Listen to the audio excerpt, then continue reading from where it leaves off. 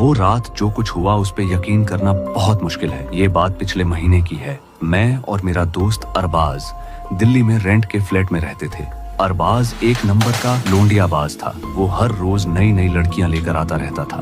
उस दिन मैं लेट नाइट ऑफिस से लौटा था। घर आकर डायरेक्टली कपड़े उतारे और बिना लाइट ऑन किए बेड पर लेट गया। अरबाज के कमरे से हमेशा लड़कियों की आवाजें आती रहती थी। उस रात भी आ रही थी। मैं समझ गया कि अरबाज आज भी किसी लड़की का गेम डाल रहा है। करीब 2 या 3 बजे होंगे। मुझे लगा मेरे कमरे का दरवाजा हल्का सा खुला। मैंने सोचा हवा होगी। एसी बंद था वैसे।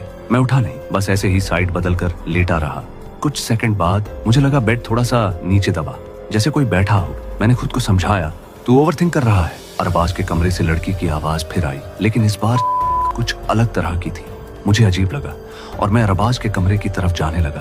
तभी मुझे याद आया कि अरबाज तो कल ही अपने घर चला गया है। फिर सोचा शायद वो आ गया होगा, एक बार चेक कर लेता हूँ। और फिर मैं उसके कमरे के दरवाजे पे खड़ा होकर सुनने लगा तो बड़ी अजीब आवाजें आ रही थी। मैंने दरवाजा खोल ही दिया क्योंकि अरबाज और मैं आपस में कोई पर्दा नहीं करते थे, लेकिन अंदर देखते ही मेरी गांठ फट गई क्योंकि अंदर कोई नहीं था। मुझे लगा शायद दारू ज्यादा पीने के कारण वहम हुआ होगा और मैं वापस अपने कमरे में आकर लेट गया।